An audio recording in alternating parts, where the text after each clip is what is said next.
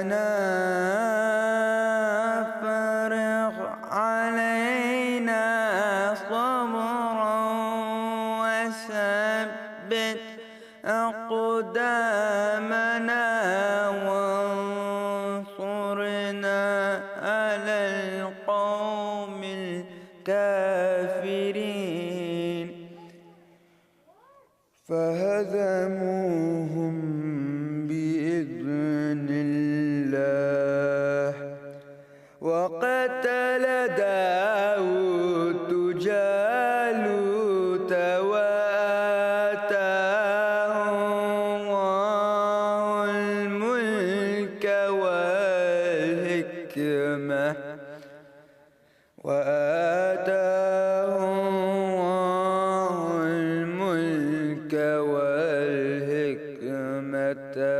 وعلمه مما يشاء ولولا دفع الله الناس بعضهم ببعض لفسدت الأرض ولكن الله ذو فضل على العالمين تلك آيات الله نتلوها عليك بالحق تلك آيات الله نتلوها عليك بالحق تلك آيات الله نتلوها عليك بالحق وإنك لمن المرسلين صدق الله العلي العظيم.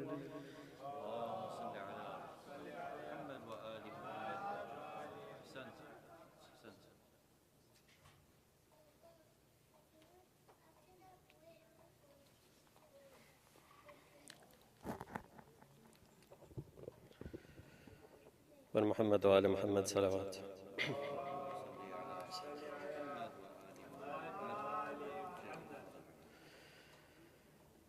There was a flower people called Sakina,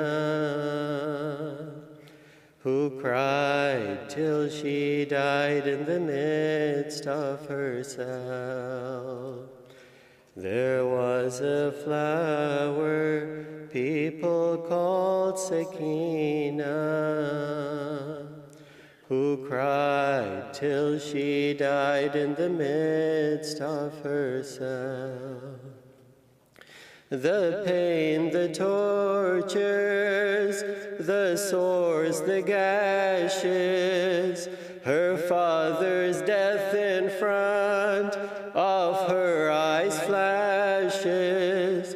In her dream she sees all those flashes when the innocent blood of her father splashes.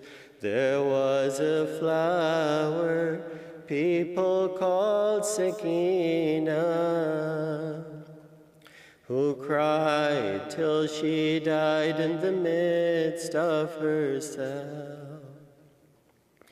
What is that liquid dripping from her ears? Who is it that she is scared of and fears? There is no water, so she drinks her tears. There is no water, so she drinks her tears. Is that her father's voice that she hears? There was a flower people called Sakina, who cried till she died in the midst of herself. That girl, when she saw some birds flying, asked her aunt where they were going. To their home, she said they were heading. To their home, she said they were heading. Then where's our home? She asked while crying. There was a flower people called Sakina, who cried till she died in the midst of herself. That chest that she misses to lie on every night, those arms she wishes to hold on while in fright, she clenches the rope around her neck so tight. She clenches the rope around her neck so tight, screams to her father within her painful plight. There was a flower people called Sakina, who cried till she died in the midst of herself. Look who comes to her cell with a huge glow. Why does all that blood below his neck flow? He lies beside her and on her cheek blows. He lies beside her and on her cheek blows. And then that flower wilts once more. There was a flower people called Sakina, who cried till she died in the midst of herself. There was a flower people called Sakina, who cried till she died in the midst of herself. رحم الله من قرأ سورة مباركة الفاتحة.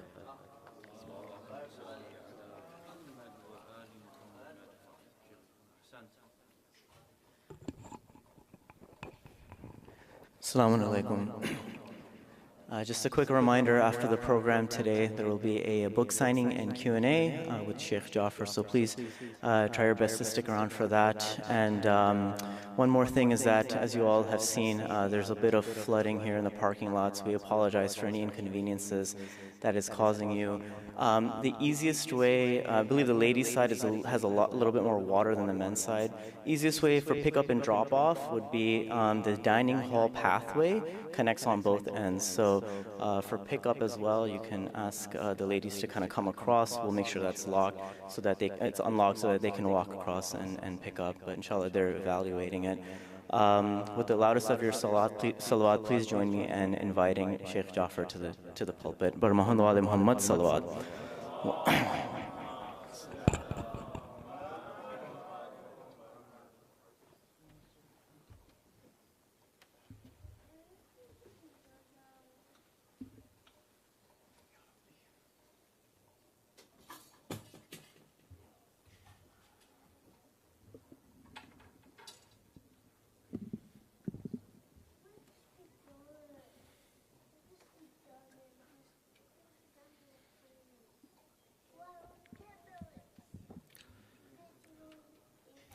For the love of the Holy Prophet Muhammad al-Mustafa, one loud salawat ala Muhammad wa ali Muhammad. Allahumma salli ala Muhammad.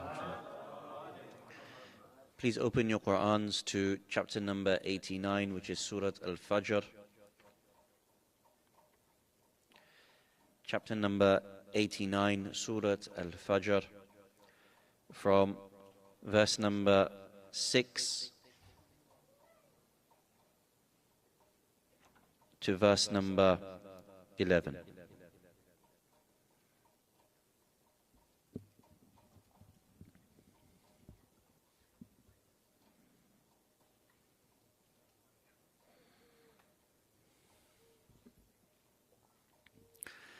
For the love of Aba Abdullah al-Hussein, Sallu ala Muhammad wa Ali Muhammad. Allahumma. And to ask Allah subhanahu wa ta'ala to hasten the appearance of Imam al-Mahdi, Ajjalallahu ta'ala faraj al-Sharif. Sallu ala Muhammad wa Ali Muhammad. Allahumma. A'udhu billahi min ash-shaytanir rajim. بسم الله الرحمن الرحيم الحمد لله رب العالمين الحمد لله الذي هدانا لهذا وما كنا لنهتدي لولا أن هدانا الله والصلاة والسلام على أشرف الأنبياء والمرسلين خاتم النبيين سيدنا الممجد بشير المصدق المصطفى الأمجد محمود الأحمد أبي القاسم محمد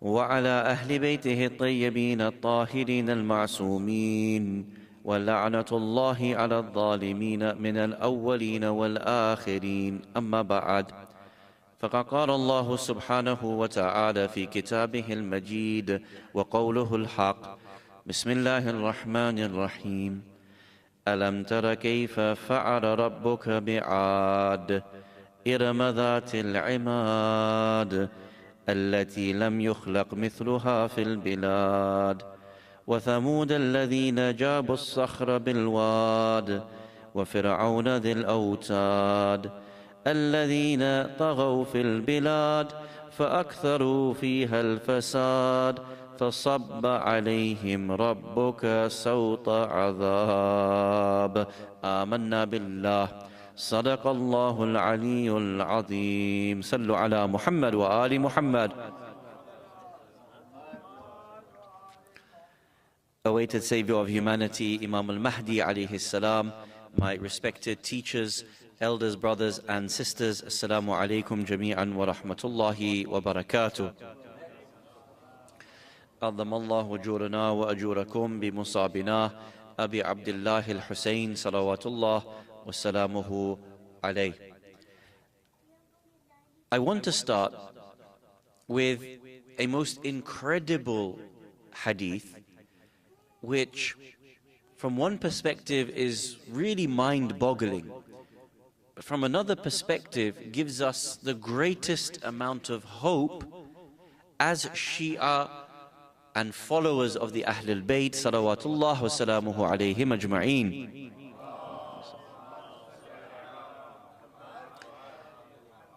This hadith is from our sixth Imam alayhi salam, talking about the eras of the fourth and the fifth Imams alayhim salam. So this is an Imam Ma'soom explaining about the circumstances of two of the previous Ma'soomin alayhim salam. Secondly, the hadith is considered sahih sanadan, meaning that we can have a degree of certainty over this narration. And I add that for emphasis because the narration is so profound and sometimes mind-boggling that without knowing that the chain of narration is considered to be authentic and correct, it may raise many, many questions. We might ask, is this really something an Imam Ma'soom has told us? The hadith is from our sixth Imam alayhi salam, and he describes the era of the fourth Imam. And he says that at the time of the fourth Imam, the Shia didn't even know the basics of their religion. During the time of Imam Ma'soom, the Shias didn't even know the basics of their faith. But when the fifth Imam alayhi salam had the opportunity to be able to spread the faith and teach the Shia, he took them to such an extent that he not only created mujtahideen amongst the Shia, but that he even ensured that the Shia were the leading thinkers of the entirety of the Ummah. Let me read to you the hadith. I'll read it to you in the Arabic first and then translate it, insha'Allah. So that anyone who wants the original hadith, they have it, insha'Allah. The hadith is as follows from our 6th holy Imam, Jaffer Ladek, salawatullah wa salamuhu alayhi. وكانت الشيعة قبل أن يكون أبو جعفر عليه السلام. The Shia at the time of or before Abu Ja'far. So remind me, who is Abu Ja'far? Brilliant. Imam al-Baqir alayhi salam. Abu Ja'far is the father of Imam al-Sadiq alayhi salam. So who is before that? Imam al-Sajjad alayhi salam. وَكَانَتِ الشِّيعَةِ. The Shia were in the situation قَبْلَ, before أَن يَكُونَ أَبُو جَعْفَرٍ, before Imam al-Baqir alayhi salam, meaning the period, the time of Imam al-Sajjad alayhi salam. وَكَانَتِ الشِّيعَةُ قَبْلَ أَن يَكُونَ أَبُو جَعْفَرٍ عَلَيْهِ السَّلَامُ هم لا يعرفون مناسك حجهم وحلالهم وحرامهم. The Shia at the time of Imam al-Sajjad alayhi salam didn't know the manasik of Hajj, and they didn't even know their halal and their haram. Isn't that incredible?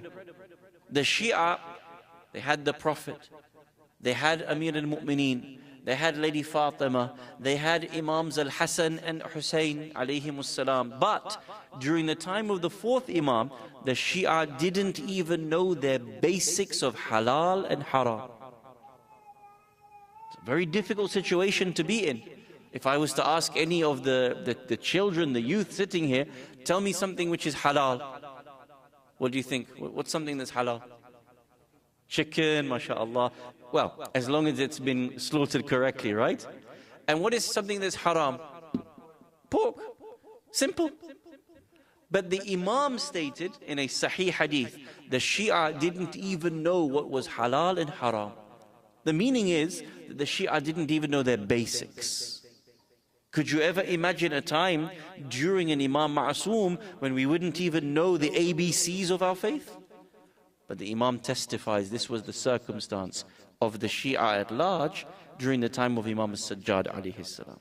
Hum, the Shia, لا يعرفون مناسك حجهم وحلالهم وحرامهم حتى كان أبو جعفر ففتح لهم وبين لهم مناسك حجهم وحرامهم وحلالهم.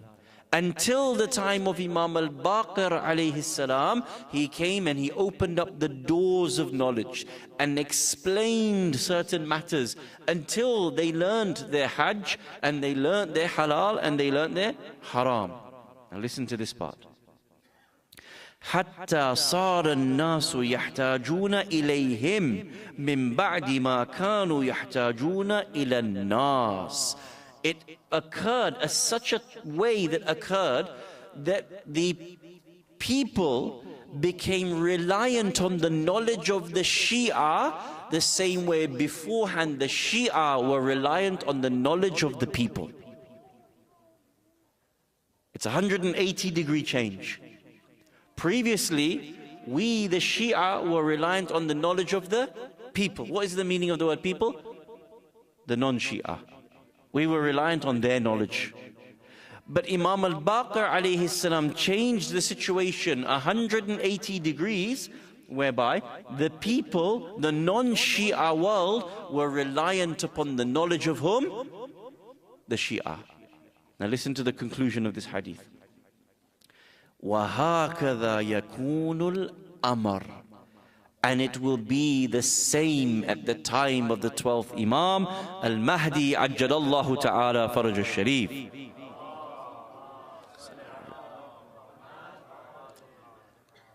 At the time before the Imam's advent, we will be reliant on the knowledge of the people, of the rest of the world, to be able to move forward. But there will come a time when the world will become reliant on the knowledge of the Shia of Muhammad and Ali Muhammad. Allahumma salli. And the same way Imam al-Baqir alayhi salam took his Shia to such a pedestal, the 12th Imam will also open up the doors of knowledge and make the Shia to be the leaders of mankind. Very interesting hadith, isn't it?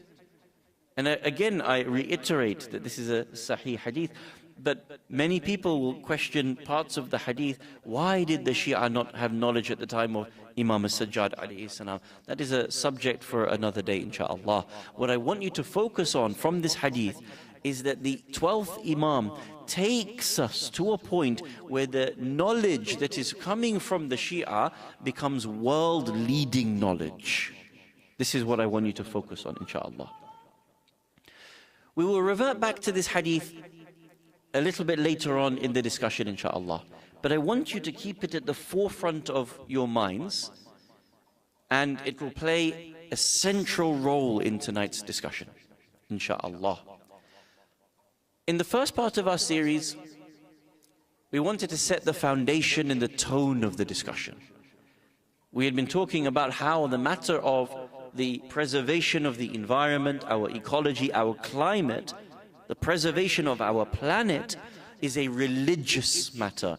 It is not something that is merely political or merely economic. Last night in our discussion, we raised the subject that in the Hawza Ilmiya, one of the burgeoning subjects within ijtihad is the question of creating a bona fide, real, applicable law of the environment for you and I, what is referred to as an fiqh al-bi'ah, the fiqh of the environment.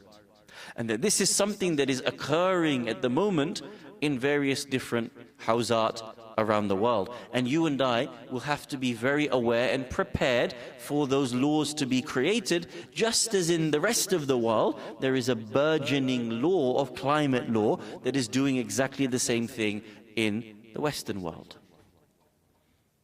In the context of tonight's discussion, we want to be able to raise the question of where there can be specific change in our behavior for the individual, for the family unit, for the Husayniyya and Masjid, for the nation and for the Ummah, and even up until humanity at large. It's one thing talking about it as a religious duty. It's even another thing talking about a speculative matter about how law may be imposed upon us. We mentioned yesterday the hadith about the Holy Prophet Muhammad sallallahu alayhi wa alihi, where the Prophet temporarily banned the eating of donkey meat. Do you remember that hadith from yesterday? Why? Because it was to protect the ummah from harm. And so we mentioned that when we eat industrial levels of beef and sheep, this actually causes the most harm to the planet. It's very easy for us to realize that we have to pull back from the industrial scale consuming of meat. We can find a hadith that supports that. That's the sunnah of the Prophet. That is the sharia of Islam, actually. It is us that is breaking that sharia, whether we realize it or not. We don't need law to tell us that it is haram or makruh. Our aql tells us what we should be doing. But this is speculative, because we framed it in the context of sharia and law that requires marja, requires mujtahid to be able to tell us these matters. طيب. But there are a great number of things that we can do as individuals, and a great thing that we can do as a community, and great things that we need to do as humanity at large. What I want to show you from the Quran and Ahadith is some of those changes. And I also want to go into some of the ways in which contemporary science is making huge leaps and bounds within the topic of planetary safety and the preservation of our environment and climate. The first thing we need to do is think about our own attitude towards the environment and how Allah subhanahu wa ta'ala frames that attitude within the Holy Quran and within the Ahadith. Please open your Qur'ans to chapter number 89 of the Holy Quran, Surah Al-Fajr, from verse number 6 to verse number 13.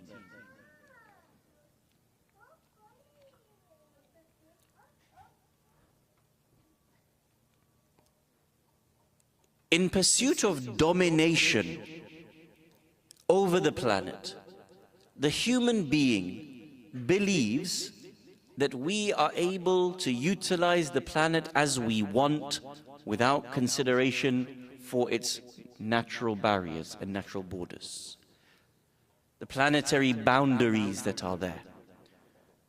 We often think that the planet is there for me to be able to use as I want. Allah has given it to us. We can dig from it, and we can drill into it. We can burn as we please, and we can utilize as we please. Another way of looking at the planet is that actually we are part and parcel of the entirety of nature. It is not our duty to conserve nature. It is not our duty to conserve the planet. This again places us as sort of the stewards of the planet. We are above everything else. Another way of looking at the planet is that we are part and parcel of the entirety of the planet. A third way of looking at the planet is that actually we are completely reliant upon the planet. And that if something happens to nature, it is actually us that is going to suffer. And these three attitudes are very different attitudes, one from the other. What is very interesting is, in the stories of Prophet Hud and Prophet Salih, alayhim as-salam, the people of Hud and Salih, both of them imagined that they had control and power over technology and over nature, that they were completely indisposable and that they could never be destroyed. Have you ever wondered, why does Allah subhanahu wa ta'ala give us these stories of the ancients? Is it for fun and play? Is Allah just, telling us stories for the fun of it? No. There are deep wisdoms that are rooted within these stories of the Quran, that actually humanity continue to live and relive, live and relive. Really what the Quran is doing is giving us a story that foretells what humanity is going to experience and go through. And therefore go back into the Quran and you already see that those issues have come about and you know how to be able to navigate those issues. In the story of Prophet Hud, alayhi salam, he was from which community? Who can remember? Ad, ahsantum. And Prophet Salih is from the community of Thamud. In these two stories, both of them imagined that they had domination. In the story of the people of Ad, they imagined that their technological advancements had reached so far that they were indestructible.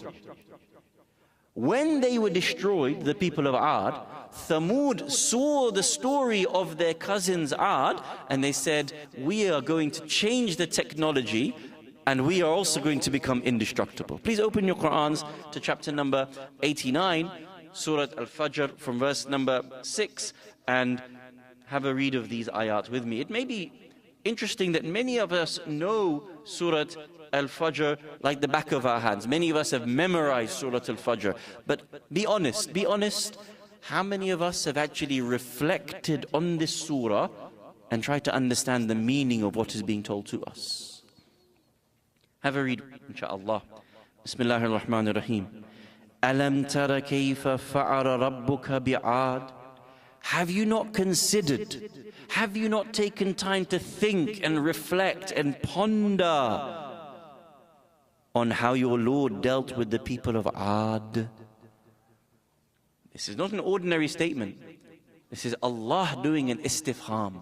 He's actually asking us a question in the hope that it raises some thinking between ourselves. أَلَمْ تَرَ كَيْفَ فَعَلَ رَبُّكَ بِعَادٍ? Have you not considered and reflected on how your Lord dealt with the people of Ad? Okay, my Lord, what happened to the people of Ad? Who were they? إِرَمَ ذَاتِ الْعِمَادِ. They were the people of Iram, possessors of lofty buildings. Do you know what this means? At that time, they had created houses, apartments that were actually several stories high. Allah continues in the next ayah, التي لم يخلق مثلها في البلاد, the like of which had not been seen throughout the land. Now to me and you, to have an apartment block which is several stories high, it's not that impressive, is it? Right? When you go to, I don't know, which one is it? Burj Khalifa, Burj Al Arab, which one is the tallest building in the world? Burj Khalifa? How many stories high is it? I don't know. Yeah, it's too many. You see it and you say, wow, that's impressive. Right? At that time, thousands of years ago, that's what they had. For me and you, 7 stories high, yeah, okay, and what? I can throw a stone up there. But for them, 4,000 years ago, to build houses several stories high was the like of which had not been seen through the entirety of the land. Now, the same way many people in certain lands, when they have these great structures, they become pride and arrogant. They say, we've dominated the world. The people of Iram also thought the same. They thought to themselves, God can't destroy us. And when Prophet Hud alayhi salam was warning them of the punishment, the imminent punishment from Allah subhanahu wa ta'ala, you know what they said? Our several story houses will protect us. Nothing can destroy us. If we have the technological advancement to build houses several stories high, bring it on, Hud. And that's exactly what Allah Jalla Jalaluhu did. Do you remember how the people of Iram were destroyed? Allah blew wind for several days and several nights until those several story high houses were actually covered by sand. They thought that their technology made them invincible. Allah used nature to destroy them. Can you see that? Now in the next part of the ayat, Allah switches the story to whom? Prophet Saleh and the people of Thamud. Have a continue, read with me. Verse number 9. وَثَمُودَ الَّذِينَ جَابُوا الصَّخْرَ بِالْوَادِ. And with Thamud, they used to hew out the rocks from the valleys. You all remember what they used to do. In their stories, they went into mountains and they dug into the mountains and they made houses inside the mountains. Have you seen sort of Petra? Have you anyone been to Jordan and been to the historical sites of Petra? Have you seen some of those? Huge mountains, and people used to dig into the mountains and live inside. Do you know why the people of Thamud did this? They said, if God could destroy our cousins, the people of Iram, by covering them in sand, we are going to live inside houses that are so strong that can never be destroyed by God. What's the strongest thing in the planet? Mountains. So they dug into the mountains, thinking the mountains are strong enough to be able to keep them safe. The arrogance of a human being. Instead of learning from their mistake, instead of saying, okay, I submit, if God Almighty created earth and nature, He is powerful enough to make sure that nature can destroy us, we submit. Instead, in arrogance, they shifted the technology and they said, no, we use this technology to be able to defeat God. What did they say to Thamud? What did they say to Salih alayhi salam? Bring on the punishment. In fact, we will even kill your she-camel. Bring on the punishment. Do you remember what the punishment was for Thamud? What destroys a mountain? Someone said it. An earthquake. So they thought, okay, God can't bring winds that's tall enough to cover a mountain. So what happened? Allah subhanahu wa ta'ala sent such a seismic earthquake that it destroyed them inside the mountains. The point I make to you here is that even within the Quran, the whole notion that we can dominate over nature and nature can't get us back, or that we are more powerful than God's own creation, is a futile notion that we have to urgently disabuse ourselves from. Instead of seeing ourselves as masters of the universe, masters over the planet, that we can do what we will with it, we actually have to be humble enough to realize that we are part and parcel of the creation of nature and not above it in any way, shape or form. Allah subhanahu wa ta'ala has given us the tawfiq to make use of nature for our benefit, but not to imagine that we can destroy it to our benefit. And this was the trouble with Ad and Thamud, who ultimately got destroyed, as an example for you and I within the Quran. Compare that, however, to the example of the Holy Prophet Muhammadin al-Mustafa sallallahu alayhi wa alihi wa sallam. His example was that he was someone who lived with nature, someone who loved and experienced nature, who was part and parcel of it. And this is something that we urgently need to change in our mentality, in the way in which we live genuinely, in order to be able to make the first genuine changes within our own lives and behavior. Our lives, more or less, are concrete jungles. Have you heard that term before? Concrete jungle? What does it mean, Sheikhna? It means the life that we live is entirely surrounded by concrete, by roads, by huge buildings, buildings that even block out much of the sky, with so much light pollution that at night we can't even see the beauty of the stars. Hands up. How many of you have gone out into the darkness of the night and looked up at the stars and gazed into the universe and just wondered at our place in the world, our place within the universe? How many of you have done that? Have you done that? It's a beautiful feeling, isn't it? It's a very humble feeling to be able to look up at these billions of stars, that light has traveled across hundreds of millions of years in order to be able to reach us at that very one moment. There's a hadith from Imam alayhi salam. Listen to this hadith, it is astounding. Imam says, on the day of judgment, people will look at the light of the Shia and gaze at it the same way we look up at the stars and gaze at the stars.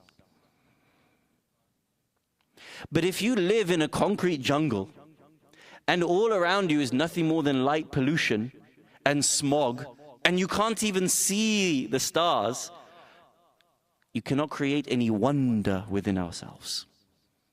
You cannot create that wonder as to what is out there. And our own youth and our own children, all they know is nothing more than that concrete jungle. I'll tell you a funny story, and this is true, huh? You know, sometimes in the middle of the month, or actually in the beginning of the lunar month, you can actually see the moon during the day. You know that, right? Yes? Do you know the name of that moon? It's called the first quarter moon. So, of course, as you know, the moon goes through phases, right? The first quarter of the phase, the first week, the moon can be seen even in the daytime. You know that, right? So what happens? That part of the moon that is facing the earth is lit up by the sun. And if you are even standing at midday, you can see the white moon in the sky. Have you seen that? Yeah? This is a true story. There were some kids, bless them, they were in New York. And as they were out, they actually saw that first quarter moon. And because they only knew of a concrete jungle, skyscrapers, they never bothered to look up at the universe, they didn't know of it, do you know what they thought? They actually thought that the moon was falling down and going to crush the earth. They called 911 as an emergency. Poor them. It's funny, but it's also testimony to the circumstances that many of us find ourselves. A very sad level of understanding that we find ourselves, that we don't know anything about nature. Many of us, we don't know anything about nature. One of the books that I was reading very recently, subhanallah, when Allah creates nature, it is just so perfectly balanced. And they don't compete with one another unless there is absolute necessity to do so. Listen to this. You know when you wake up in the morning for Salatul Fajr? Do you hear the birds tweeting sometimes? Yes? Birds tweet from even an hour before the sun rises all the way through to the evening, and then they tweet a lot, especially at sunset time. You all know that, right? You've seen that, you've heard that. Did you know that in any one given area, there are so many species of birds, but they all take it in turn to tweet at different times of the day? It's not the same bird that you are hearing at 4 a.m. to what it is at 6 a.m., to what it is at 8 a.m., to what it is at 12 p.m., to what it is at 4 p.m. Every species of bird negotiates a time around that area. So if there are 10 species of bird around your house, they will all tweet at different times of the day. Each species will take an hour or 2 hours, and then another species will take 2 hours, and another species will take 2 hours. Do you know why? The purpose of the tweet is what? When they tweet, what are they doing? It's a mating call. They want to attract a mate. Either it's a male tweeting or it's a female tweeting in order to attract. Now, if every type of bird was tweeting at the same time, each would drown the other one out. So in order to ensure that they are not drowning the other out, they take it in turns as to what time of the day they tweet. Isn't that incredible? Allah Jalla Jalaluhu has created, in the Quran, He mentions this. You know what He says in the Quran? Allah subhanahu wa ta'ala says that all of creation is created like a community like ourselves. It's an ummah like us.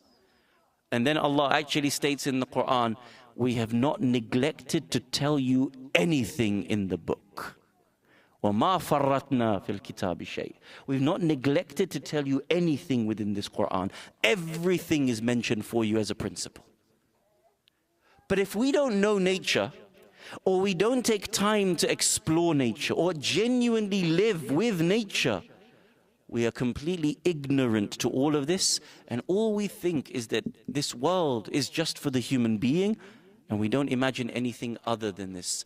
The example of the Prophet is the most profound. In one of the hadith mentioned by the great companion Jabir ibn Abdullah al-Ansari, he and some other companions were walking with the Prophet sallallahu alaihi wasallam, and all of a sudden, Allahumma salli ala Muhammad wa ali Muhammad. And all of a sudden, the Prophet stopped, and he walked over to a tree, some bush with some berries. And he called the companions over, come, come. And he picked some of the berries, and he said, take this, eat this. Jabir narrates, we ate these little berries, and we were astounded at how sweet these berries were.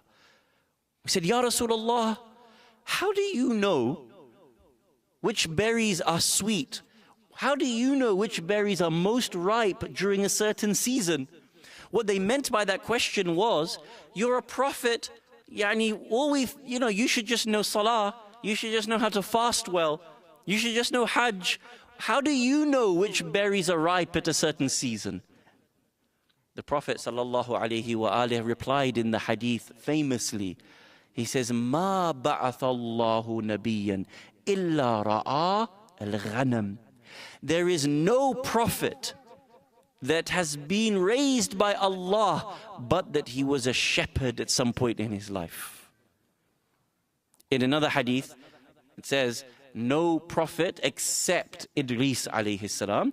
And Prophet Idris alayhi salam was a tailor, right? Khayyat. The point I make is that the prophet didn't not know what was happening in the environment around him.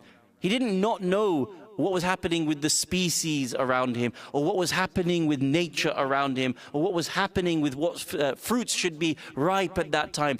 Even the Prophet's example was that he lived at one with nature and was not alien to it. The first thing that we have to do to be able to shift the way in which we live is to actually shift the way in which we live. We cannot have a genuine life which cares for the rest of the planet so long as we only imagine ourselves within a concrete jungle. So long as we only see, and I know here, actually, subhanAllah, you actually have something very special here. You have freeways which actually have 16 lanes in it. Record breaking and 20 lanes in it. It's a thing, isn't it? How much concrete can we use? As much as possible. The Prophet's life was rooted within the nature in which he lived. If we want to be able to change the way we live, we actually need to change the way in which we live before we do anything. Sallu ala Muhammad wa ali Muhammad.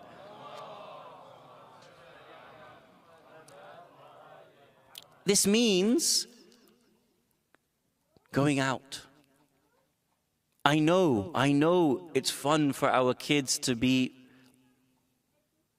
on the laptop all day, on the phone, on the iPad, playing Xbox, playing Super Nintendo against friends from around the world.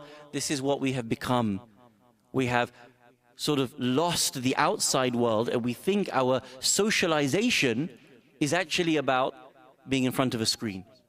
This is not life. Living inside a sitting room, living downstairs in a man cave, that's not life. We nowadays even have computer games that we can play sports on. Subhanallah, they've made us so lazy that we'll actually play sports, but inside our living room. I love tennis. Oof. No, brother, go out and play tennis. That's where we've been reduced to. That's how much this technology has taken over our life and removed us from the outside world. If you want to change this, you need to genuinely change that.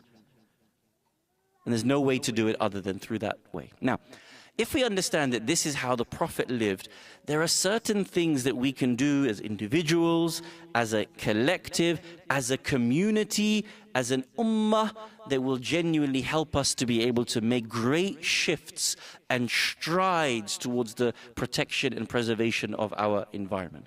I'm going to give you one or two humble examples and solutions of different sort of areas of life, and inshallah you understand the examples and the principles by which I'm trying to set. Although this is a polystyrene cup, I want you to imagine something slightly different. I'm just using it for show and tell purposes, okay? We all used to do show and tell at school, right? I'm just using it as show and tell purposes. Hands up, how many of you in the last year have been on a flight? Yeah? Almost all of you. Almost all of you here. When you went on that flight, it was either international or it was domestic. Every day in the United States of America, how many people fly in and out of the country? As in the whole country. So domestic, private, international. In total, how many people fly per day in the United States of America? Guess. Guess, give me a specific. Is it 20 million? Is it 1 million? 20 million. That's a high number. Once we improve immigration, then I'm sure it will be 20 million. It's a sensitive subject in a red state. It's actually 3 million people. That's a lot of people. Think about how many people every day are flying somewhere. 3 million people a day are flying across the world. Now, when you fly, sometimes your flight is 1 hour, and sometimes it's 8 hours. For example, when I flew into the States, went from Manchester to JFK, it's a 9-hour flight. In a 9-hour flight, I was given coffee 4 times. Yeah? Fair enough? The Sheikh is looking at me, he goes, how much do you need to stay awake? 4 coffees? Yeah. 4 coffees. And that's fair, isn't it? You think that there's a meal, then there's a snack, and then they come with the service, and the steward or the stewardess is offering you coffee 4 different times. Now, that little cup that we are given on that flight, is it reusable or is it not reusable? Which one? Reusable or not reusable? But can you reuse it? Once I've had my coffee, can I reuse the same cup? Yes, yes. Is it recyclable? Yes or no? It's not. You know why it's not recyclable? Because inside that cup, there is a coating of plastic. It's a cardboard cup, isn't it? But there's a coating of plastic on the inside that makes it non-recyclable. Now think about this very carefully. If I have 4 coffees, I use 4 cups. 4 cups is what? Non-recyclable. 3 million people are flying across the world from one place to another. So every single flight, let's just say as an example, they get an average of 2 coffees on the flight. Just as an example, just for, you know, simple maths for you and I. How many cups are we using? 6 million cups. Can you see? That 6 million cups has so much wastage that it actually covers the length of 4 football fields. And each one of them cannot be recycled, cannot be broken down because of that plastic coating on the inside.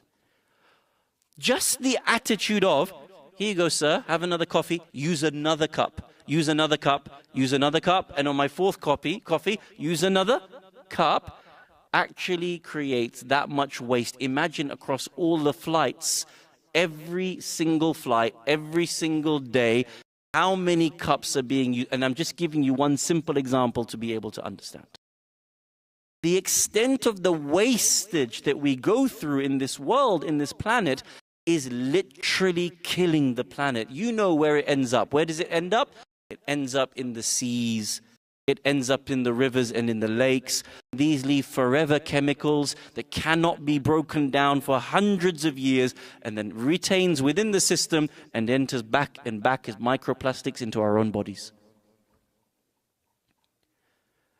A simple awareness and consciousness of the amount of wastage that I am involved in and a personal commitment between me, my family, ourselves, that we will reduce the amount of just chucking it, taking it and chucking it. Chai will be outside, I'll just take it and chuck it. And nobody considers that there is anything wrong with that. No, there is absolutely something wrong with that. The Quran iterates over and over again, Kulu washrabu wala tusrifu. Eat and drink, but do not waste. Eat and drink, but don't waste. It could be that on that single flight, instead of me having to take 4 of these cups, I can just take 1 of these cups. For example, just as an example, just a simple commitment to be able to reduce waste would help me to be able to change the way in which I'm living. Fine. This is an individual example. I'm sure all of you understand it and can sort of universalize it to various different parts of life. Here, I'm going to get in trouble now. Are you ready? Are you ready? Sheikh, you're going to have to bail me out at the end of this. Because I don't think Al-Ghadir is going to invite me back at the end of it. Not in your hands. Ya Allah. One of the things that every mosque, every Husseiniya, every community should have by now is a team that is dedicated to looking at the carbon footprint of the Husseiniya and reducing that carbon footprint. I know amongst you, there will definitely be 3 or 4 people who are very environmentally conscious, committed to the causes in your own personal life. Right? There'll be a couple from the sisters, there'll be a couple from the brothers. Every mosque must have a committee that is responsible to see the carbon footprint and actually put pressure, positive pressure on the community to help find policies that reduce that carbon footprint. Instead of us constantly only having meat in all of our different programs, to find alternatives to reduce that footprint. Instead of constantly having things that are not recyclable, that participate in the destruction of our environment, that are causing us to have these microplastics within our bodies, we must have a small committee that looks at the way in which we organize ourselves within the Husseiniya and starts to be able to change the policies for the better. Will I be invited back or not invited back? Can you see? Think about this very carefully.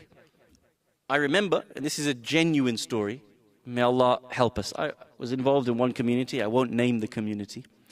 We started this, we had an eco group, a subcommittee that was going to help with the policies, shifting the policies.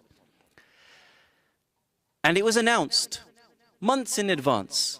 And even some of the policies were announced months in advance. The community agreed on it. The managing committee agreed on it. People were ready to be able to make the change. You know what the change was? In Shahr Ramadan, instead of taking polystyrene plates, you know, every Shahr Ramadan we have our iftar, right? So you're given a polystyrene plate, a plastic fork and knife, a plastic cup to be able to drink from. And the community had thousands of people, by the way, literally thousands of people. Every night, when you're feeding for 30 nights, 5,000 people, can you imagine the amount of plastic waste that the community was going through? So the policy that was put in place is that for Shahr Ramadan, everybody will have to bring their own plate and their own cutlery from home. Very simple. You bring your plate, you go and get your food, you eat, you take your plate home, you wash it. You bring a cup with you from home when you have your chai, you put it in the mug, you take your mug home, you wash it. So instead of wasting literally tens and hundreds of thousands of plastic material in the month of Ramadan, when we read the Quran and the Quran says, Kulu washrabu wala tusrifu, we actually have a policy that works around the part of the ayah, La tusrifu. Allah is my witness. Day 1, people struggled. Day 2, people struggled. Day 3, more and more people remembered. They got on board. Allah is my witness. 3 days into it, some elders of the community, may Allah bless them, didn't want to bother bringing their own plates in. They said, to heck with this. They went and complained to the management. That night, the management went on the mic and unilaterally changed the policy back to what it was before. We'd already announced the policy. It was slowly, incrementally working. With anything in life, there's teething problems, isn't there? You don't change the behavior overnight. You have to gradually push and push and push. And after a year, you'll look back and say, well, that was easy. But 5 people complaining, 3 people complaining changed the policy of thousands of people's behavior and continued to ruin the way in which we look after this planet. Just because 5 people couldn't be bothered, just because 5 people didn't want to participate. Is that how a community works? Is that how a community works? That 5 people are loudmouths, they don't like something and they stop everything for everyone else? Is that how a community works? No. But that's where we are as a community. And we have to quickly dig ourselves out of that backwardsness.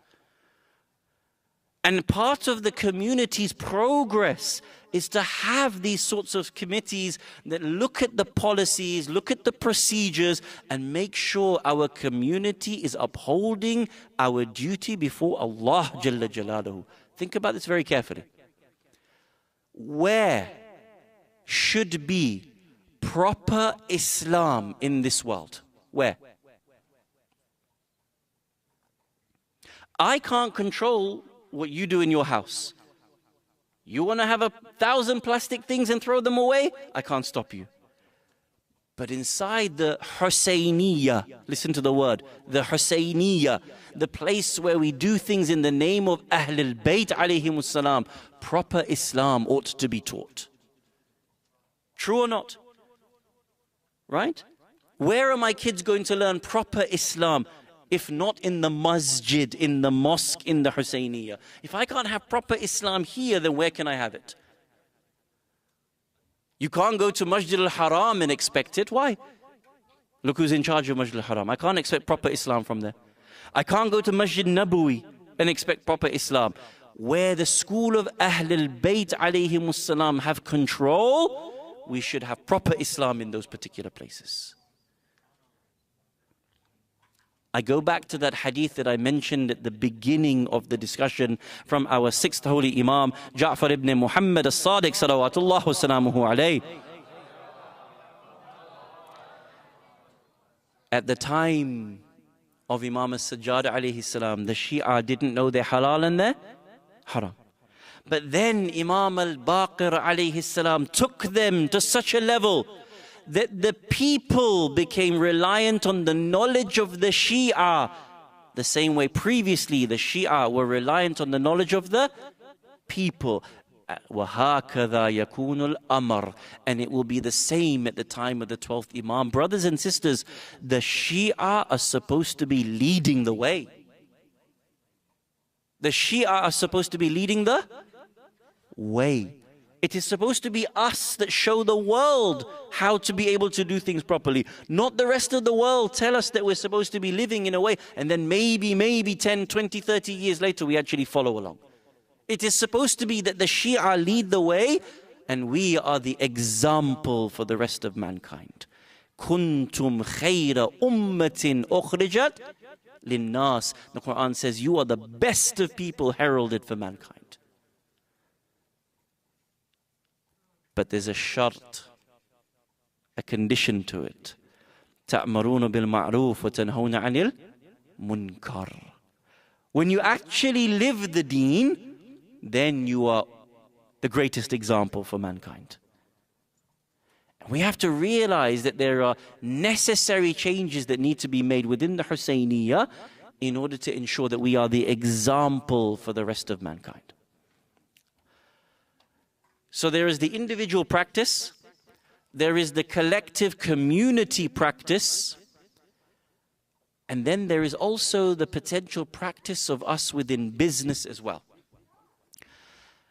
There are people within our communities that are so talented, so much involved in the creation of the future. We need to ensure that they realize that when they are future leaders of technology, future leaders of business, that they are setting the example of the way in which business ought to be in the future. Yesterday, after last night's majlis, 2 or 3 of the brothers came up to me and said, we're actually involved in X, Y, and Z industry. What should we do? We were talking yesterday about the oil industry, the gas guzzling industries. The Shia are supposed to be leaders of the world, not following. We are supposed to be the ones that create that technology and let others follow us instead of us having to follow the rest of the world.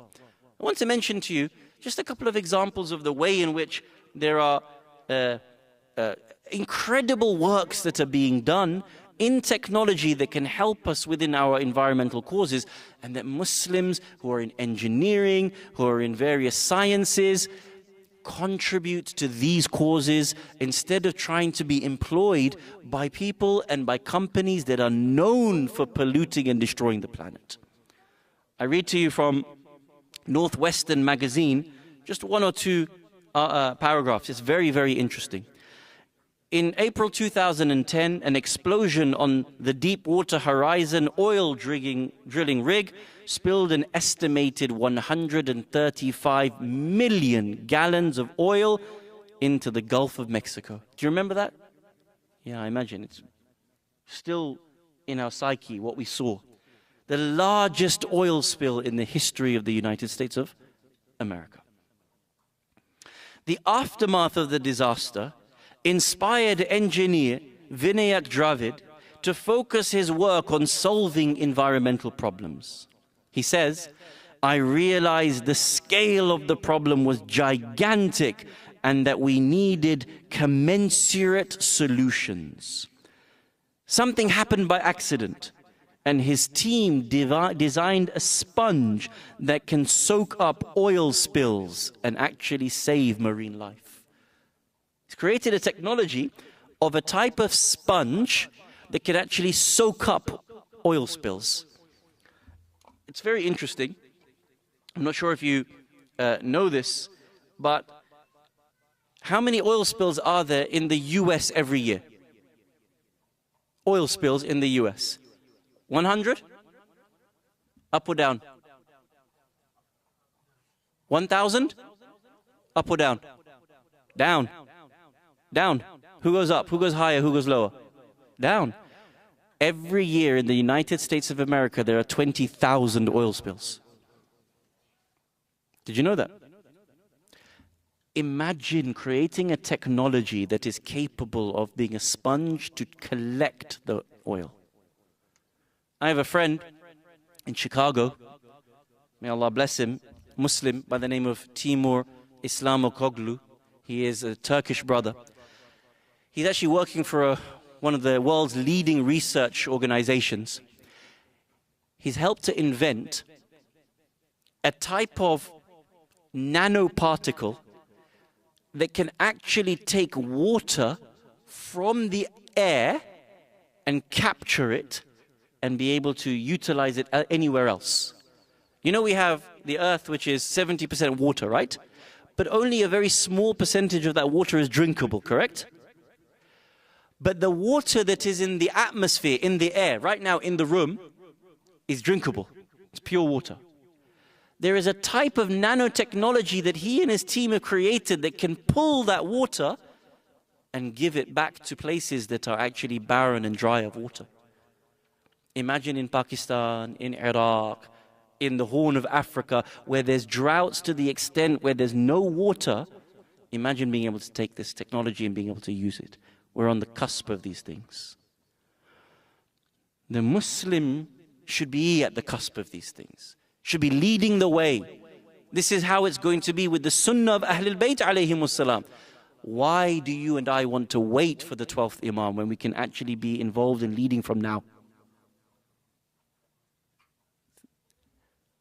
Individual change, communal change, change in business, and the last one that we have to change are those nations and countries that are breaking their environmental commitments. Amongst the worst in this planet is the illegal and illegitimate state of Israel, the Zionist entity. I read to you from the Guardian newspaper, which is dated the 6th of June 2024, so only several weeks back. The carbon cost of rebuilding Gaza will be greater than the annual greenhouse gas emissions generated by 135 countries. Reconstruction of an estimated 200,000 buildings, schools, universities, hospitals, mosques, bakeries, water and sewage plants damaged in the first 4 months of the Israeli genocide will generate the amount of emissions that is the equal to 135 countries' output in a year. They're not only destroying human life, but the illegal entity is destroying the planet itself. Fasad fil ard. There has to be serious change at all levels for us to be able to genuinely make a change in this planet. Tomorrow, inshallah, we will talk about how the Quran tells us that when we actually make a change, the planet responds positively. The planet is conscious. The planet is aware of us. And when we make a change, the planet will do its bit to be able to resolve the problems that we have created. Inshallah, tomorrow that is the conclusion of our series.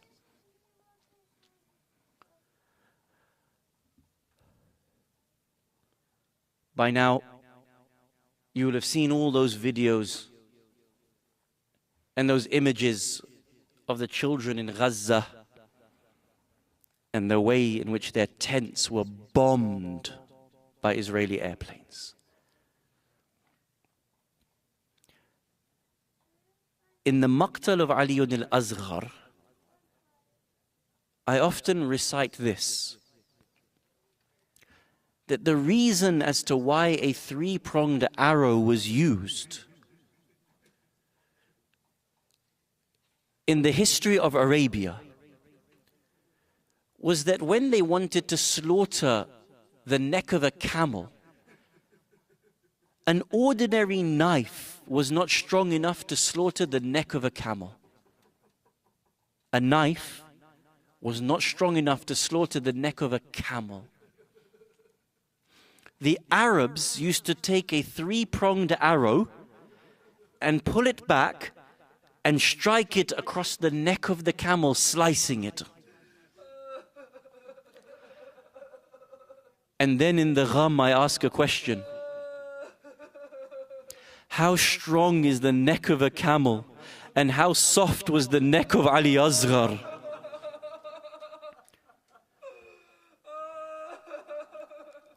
I ask you tonight,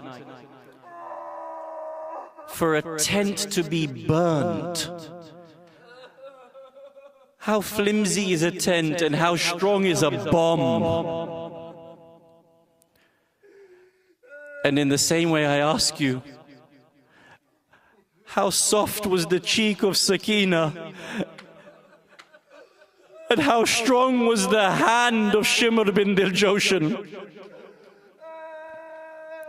How soft was the earlobe of Sakina?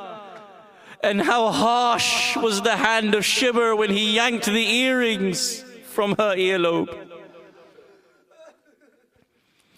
There is one maqtal that is so incredibly tragic that occurs on the 11th of Muharram that is about Lady Sakina alayha salam. The narration says that as they began to burn the tents, the children ran from one tent to another in order to escape one tent being burnt. When they ran to the other, Shimr and Khuli and the armies of Yazid would run to that tent and set that tent ablaze. Eventually, the tents were ablaze and caught even the clothes of Bibi Sakina alight. The narration says that the daughter of Imam al-Hussein alayhi salam ran out of that burning tent with her clothes blazing and on fire, and one of the men ran towards her and said, "Oh child, stop, let me help you put the flames out." This daughter of Imam al-Hussein rolled on the ground left and right. Do you know what she said? She looked into the eyes of the man. She said, "Oh man, are you with us or are you against us?" The man replied, "I am neither with you nor against you." She replied back to the man, "Tell me, are you going to kill us?" The man went back to Umar ibn Sa'ad and asked this question, "Oh Umar, what are you going to do with the women and children? What are you going to do with Imam al-Sajjad? Are you going to kill them? Imam al-Sajjad, are you going to kill them? Are you going to kill Zainab bin Kulthum and Ruqayya?" Umar ibn Sa'ad responded by saying, I am going to take them captive and take them to the city of Kufa. Listen to the response. The man said, they are in such a sorry state that if you do not give them some water, they will die on the route to Kufa. As a result, Umar ibn Sa'ad shared water with the women and children. What happened was, when that water was distributed on the 11th of Muharram, they would give it and everyone would refuse to drink that water. Zainab would be given the water, she would refuse it, she would pass it to one of the children. The next child would refuse it, she would give it to another child. That child would refuse it, she would give it to another child, until it reached one of the daughters of Imam al-Hussein, and she actually took it and didn't pass it on. The whole of Ahl al-Bayt were astonished. They looked at each other. Each and every one of us has refused to drink water from the hand of Umar ibn Sa'ad, but you are taking the water? Why are you taking the water? This child got up. She walked towards the battlefield. She called out, Father, before you died, you asked for some water. They have given me some water. Call for me and I will come and give you that water.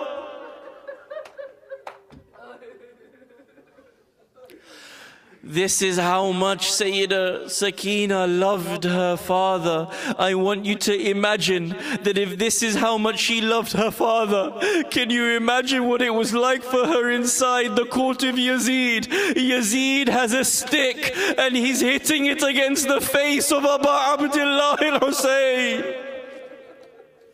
The head of Imam is on a golden plate, and Yazid is so drunk that he knocks his wine onto that plate. Can you imagine Sakina saying, oh Father, the last time when I saw you, your head was in my arms. I was holding you so tight. Now your head is on the plate of Yazid, and he is hitting you with a stick. Yazid would call out and laugh, oh Hussein, what excellent teeth you have. ألا لعنة الله على القوم الظالمين وسيعلم الذين ظلموا أي منقلب ينقلبون إنا لله وإنا إليه راجعون. Please raise your hands and join me in dua. We ask Allah subhanahu wa ta'ala to hasten the appearance of Imam al-Mahdi alayhi salam, to allow us to be alongside him at all times in our life and in our death. Ya Allah, help us to be able to make the changes individually, as a community, as businesses, and as a world that is needed to be able to preserve our planet. Wassalamu alaikum jami'an wa rahmatullahi wa barakatuh. Matim Hussein, Ya Hussein, Ya Hussein, Ya Hussein, Ya Hussein, Ya Hussein. Mu'mineen, just a quick announcement. Inshallah, right after this Noha, we will be having a book signing event and a Q&A session with Sheikh Jaffer Ladek. So please do stay for this. And quick announcement, inshallah, starting July 31st, last day of this month, we will be having Sayyid Ali Abbas Razavi. He will be reciting 5 majalises over here, inshallah, from July 31st onwards. And then the week after, starting August 7th, we will be having Sheikh Hilli. He will be reciting some 5 majalises also, starting August 7th. So please do take part in this. We do really need your help with donations. All this is only happens when you all pitch in a little bit and help us out. So thank you so much. There's a kiosk. You can donate with the credit card, or you can give cash or check. You will be given a receipt for it. We'd really appreciate all your help and all your contributions. Thank you so much. Matam Hussain. Ya Hussein, Khudaya,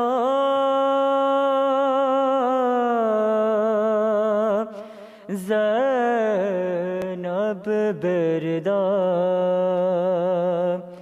Sham ka bazar, aate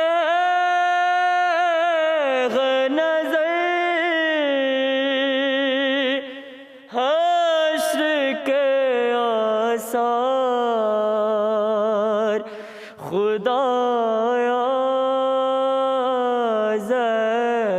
نب بردا شام کا بازار خدایا زینب بردا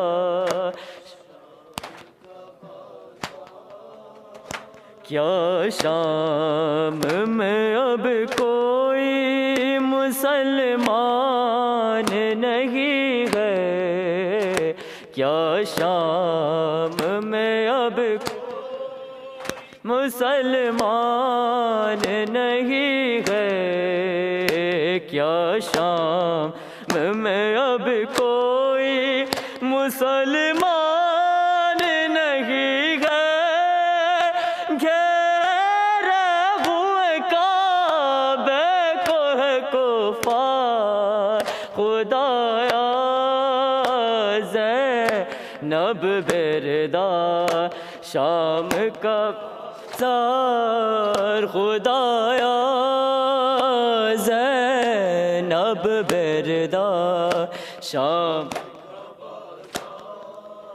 فضا کی حفاظت کے لیے کھنچ گئی تلوار فضا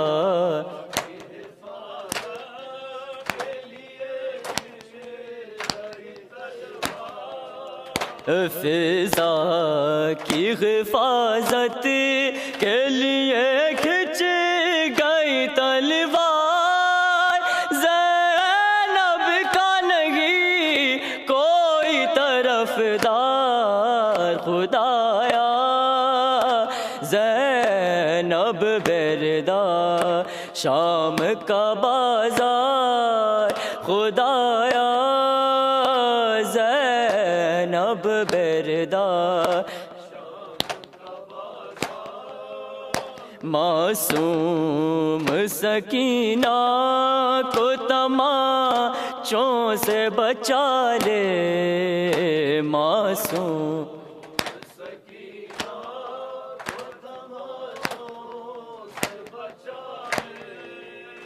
معصوم سکینہ کو تماچوں سے بچا لے یہ دست ستم پھول سے رخسار خدایا زینب بردا شام کا بازار خدایا زینب بردا شام ایک ایک سے جو آج ردا مانگ رہے ہیں ایک ایک سے جو آج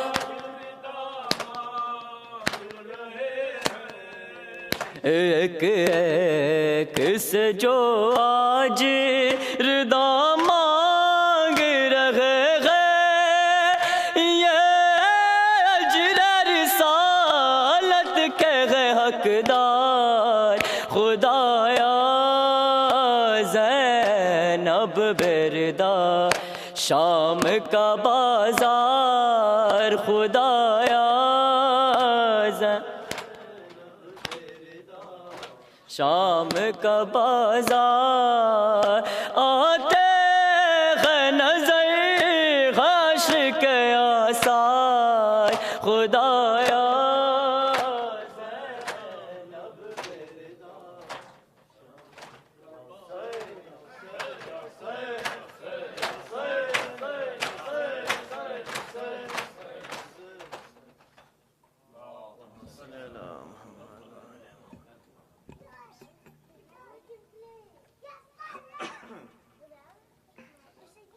صلی اللہ علیہ یا رسول اللہ صلی اللہ علیہ یا حبیب اللہ السلام علیک یا خاتم الانبیاء ورحمت اللہ وبرکاتہ السلام علیک یا علی امیر المؤمنین السلام علیک یا فاطمة الزہرا سیدة النساء العالمین السلام علیک یا حسن المجتبى السلام علیک یا ابا عبد اللہ وعلى الأرواح التي حلت بفنائك عليكم مني سلام الله أبدا ما بقيت وبقي الليل والنهار، ولا جعله الله آخر العهد مني لزيارتكم.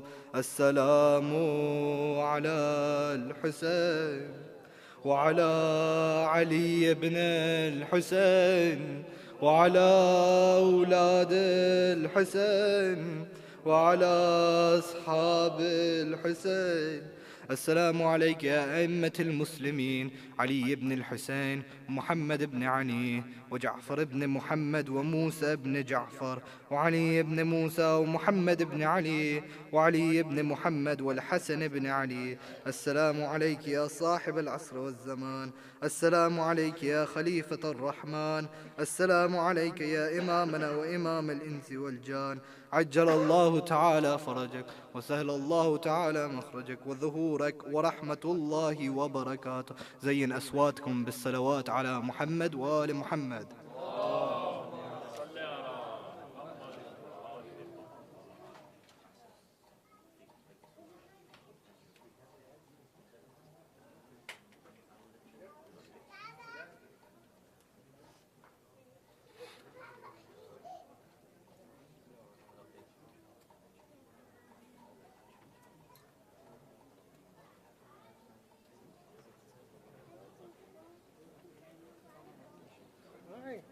Where are you going? Where are you going?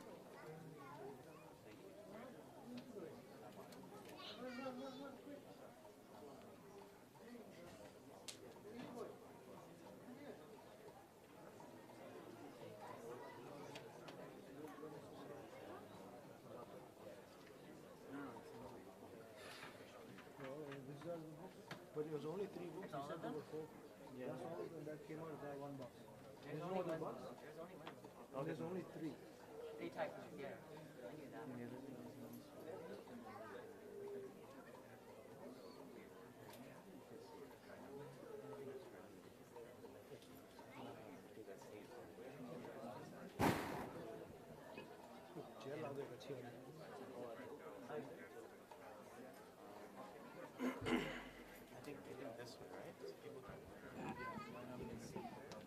वो जरा 4 on कर दो.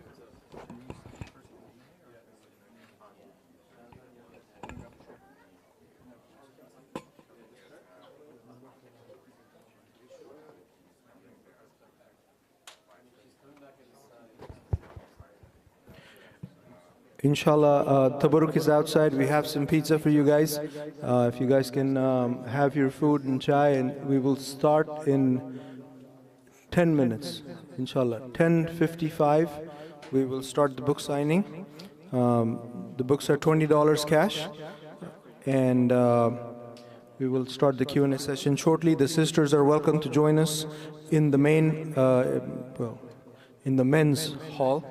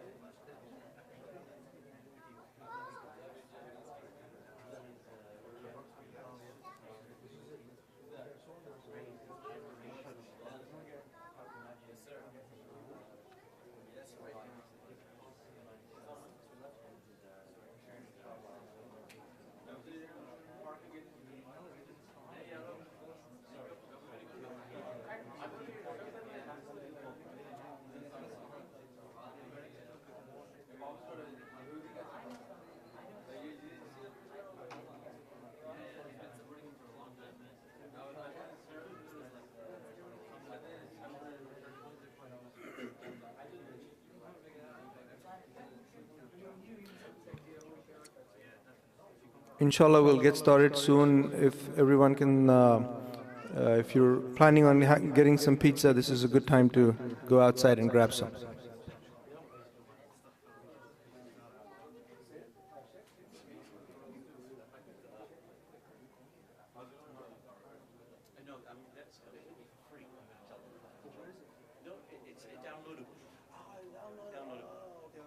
We didn't want to cut down any more trees, you see.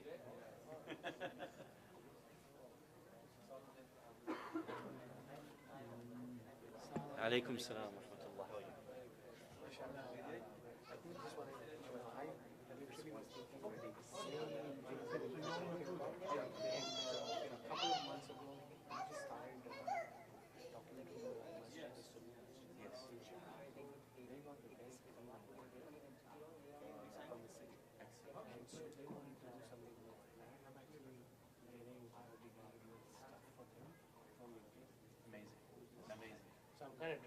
What is the name of the mosque? MCC in Chicago. I'll research it. Morton Grove. I will search it. Thank you. Got the best green award from the city of London. Amazing. Thank you so much. I appreciate you mentioning that. And I'm hoping that I can get the stuff for these guys in Houston. That's all I will. What is your name? Sohail. Sohail. I pray that you are successful, and please take a leadership role. Push the agenda. You can imagine the thawab there. I work for an oil company. May Allah bless you. Half the state works for an oil company. I'm on the other side though. Try to do something else. Inshallah. Assalamu alaikum. Give me 2 minutes. How are you? Good, man? How are you? Good. Everything all right? Had a good day? Yeah, alhamdulillah. Can you imagine switch off the sister Romana at the moment?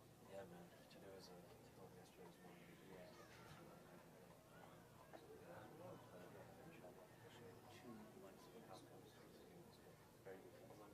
Thank you. Appreciate it. I love it. Thank you. Assalamu alaikum. How are you? Okay? Thank you.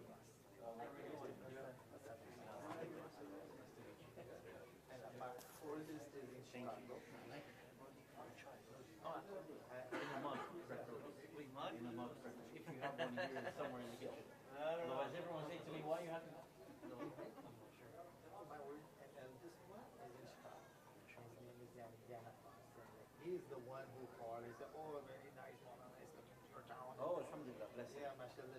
Pass him my regards. And he asked for a specific thing. Oh, go and get all the books, have it signed and everything. He's a blessing. Thank you very much. Pass him my salam and regards. Did you went to Chicago before? I've never been to Chicago for my life. Inshallah. Tell him, inshallah, which community is he part of? Yeah, I mean, that's the city. So I go quite close. I've actually recited in Minnesota, Minneapolis, many times. A mosque called Anjumane Asghari. In fact, I'm going in September, inshallah, to recite there. So I go close to Chicago. I've never been to Chicago. We passed Manchester. I was there in February. Oh, alhamdulillah. Yeah, mashallah. So, like, I have like my wife, a lot of my wife's family is there in London and in Leicester. Oh, mashallah. And they are pretty much like, there's big Imam Barga in Leicester, right? So it's like Khoja community and all that. Like, they do it pretty good. So my youngest one Very is nice there. mosque. That's very nice masjid. Yeah, it's pretty good. So can you please sign? I'm embarrassed. I don't need to sign, but I will do my inshallah. It's your name? Yeah, true. What did you say your son's name is? Zainul Abidin. So is it Zayn, Z-A-Y-N or A? No, Z-A-I-N.